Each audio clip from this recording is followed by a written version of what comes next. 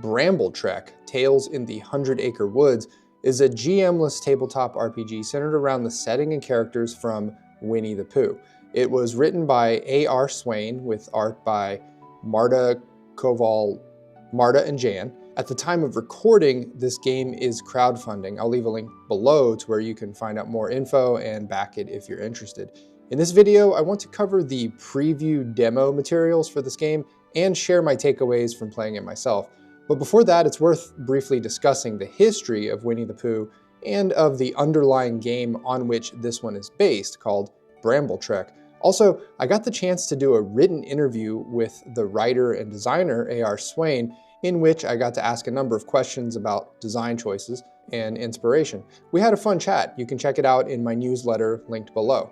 So let's dive in. The Englishman Alan Alexander Milne first introduced Winnie the Pooh in a series of stories inspired by his son's stuffed animals, notably published in Winnie the Pooh in 1926 and The House at Pooh Corner in 1928. These gentle, whimsical tales featured Pooh Bear, Piglet, Eeyore, and other memorable characters from the 100-Acre Wood, quickly earning an enthusiastic global audience, and illustrator E.H. Shepard's charming art established Pooh's iconic look. Over the decades, Pooh has appeared in various spin-off books, short stories, and translations, broadening his appeal across languages and cultures.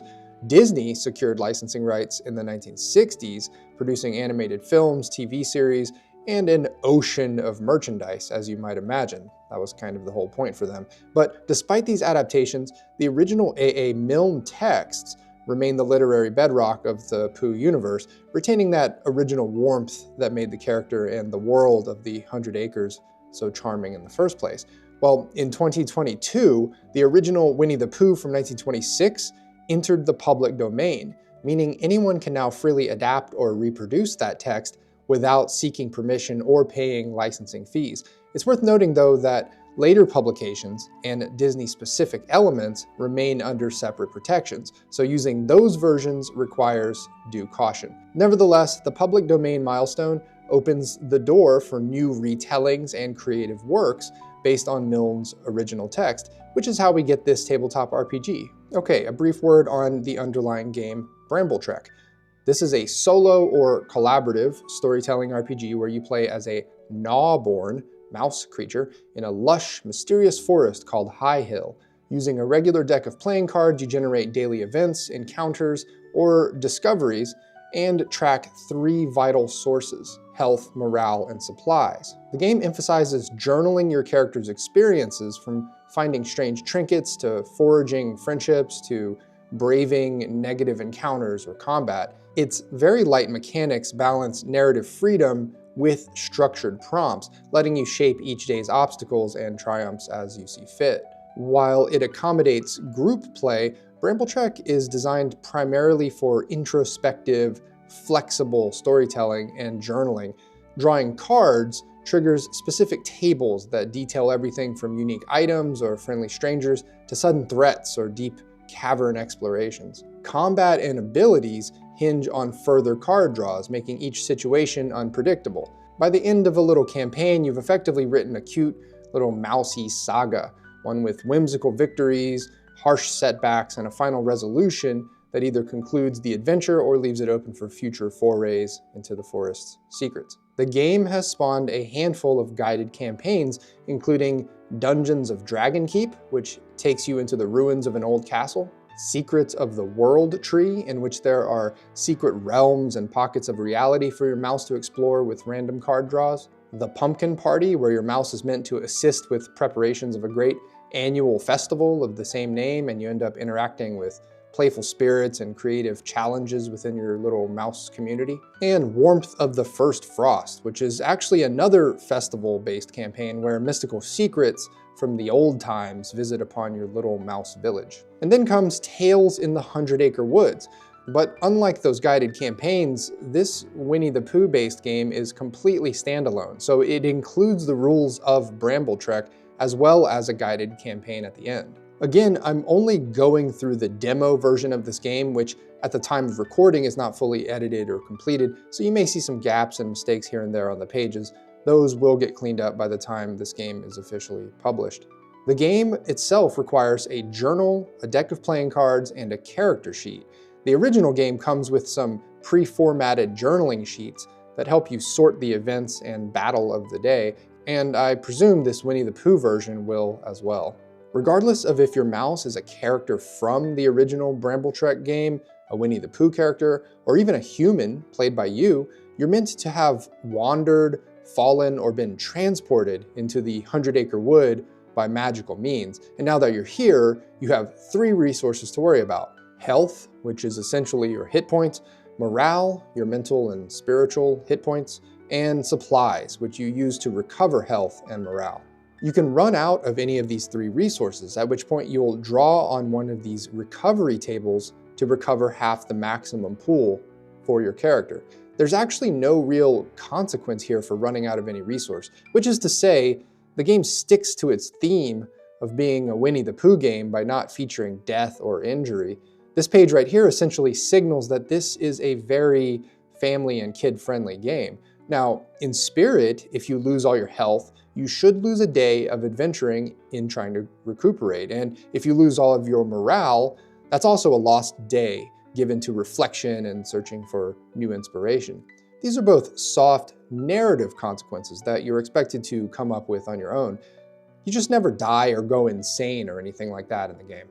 Well, there is this aspect of the game called the Misty Hollow, which is like a dream sequence that you have to find your way out of anytime your health or morale drop to 0. I'm not sure if this is optional or if you have to go through the Misty Hollow every time your health and morale drops to 0, but the idea is that you lay out a matrix of 20 cards and draw them one at a time, resolving each event. You need to uncover 3 memory fragments in order to escape the Misty Hollow, and you can end up here for many card draws, suffering even more damage to your resource pools. So I guess in a way, dropping to 0 in health or morale could shunt you into this dream world from which there is a potentially long and drawn out escape. I would definitely call that a consequence, actually. As far as characters, this demo version offers up 10, and they're each made up of a few aspects. At the top, you have your legacy or archetype. Pooh, for example, is a honey guardian. Each type has 3 resource pool maximum. These boost and flaw numbers refer to modifiers when making a character of this type from scratch. The other aspect of any character in this game is their list of special abilities. They all have a bit of fantasy RPG flavor to them, but basically they do things like heal self or others, boost attacks, negate incoming attacks, allow a card redraw in some cases, things like that. If you'll notice, each of these abilities can only be used once per day. Now, they don't really say it out loud here, but you can tell from the illustrations and the nature of the abilities that this Bramble mouse is meant to be a stand-in for a D&D mage. Pooh is more or less a druid. Piglet's attire and abilities suggest a rogue. Eeyore is rocking the barbarian look. Tigger is a bard. Owl is a wizard. Rabbit is probably a cleric, more or less. Kanga and her little Joey named Rue are rangers. Snoozer is a sleepy wizard of sorts, and Salvager is an artificer, naturally. So the idea in this game is that you address your character's story one day at a time. On any given day, you will draw 4 cards and resolve them in order. If you look at the text in bold at the end of every entry on this exploration table, you can quickly see what kind of results you might get. Sometimes you get little boosts to one resource or another, but see, this is the table of hearts, which is generally positive. Diamonds are also positive, except for the face cards, and both spades and clubs are going to cost you resources or thrust you into a combat. The game states that there will be 13 enemies, but this demo only shows you 6. The way you fight is by drawing 4 cards for your turn and then choosing which of the 4 cards you want to play for your turn. Each card represents a tactic. Each character archetype has a table that tells you the tactic for each card. So if you're playing Pooh, for example, and you're in battle, and you draw these 4 cards, you would choose one to play for that round. And then on the enemy's turn, they would choose from one of 4 cards of their own. Once a character runs out of cards, they draw 4 more, and it goes on and on until the health on one side reaches 0 or they run away. This is some interesting game design. You're not actually meant to come up with novel tactics so much as just deciding amongst up to 4 available ones. I was pretty impressed with the variety of combat tactics that come with each enemy. They also each come with a couple of special abilities, so there ends up being a little taste of mechanical heft when it comes to combat in this game. So I went ahead and rolled up a character and went through some of the sample adventure at the end of the demo. In this story, you're meant to meet up with Winnie the Pooh himself and help find some craft items and then continue on to Piglet's house. I'll just give you my takeaways from this experience. Things are random. I sort of felt like a bottle bobbing in the ocean of story as I drew cards to resolve each day's events. The book does say over and over that these card draw results are only meant as inspiration for your own personal journey, but if you want to play the game with hard interpretation, prepare for a lot of randomness. Combat can go on for a while. I fought a woozle and there was so much damage negation on either side that I was starting to worry that combat would take forever. I was also getting a little cross-eyed with all the on next turn tactics, where things would be happening on the next 1 or 2 turns. At any rate, on the 3rd round, I drew an ace that abruptly ended the fight, which I was fine with. Again, I think the idea here is to be inspired by the entries rather than follow them to a T. Misty Hollow, cool on occasion. I lost all my morale at one point and ended up in the Misty Hollow, that dreamlike realm where you need to find 3 memory fragments in order to return to the real world.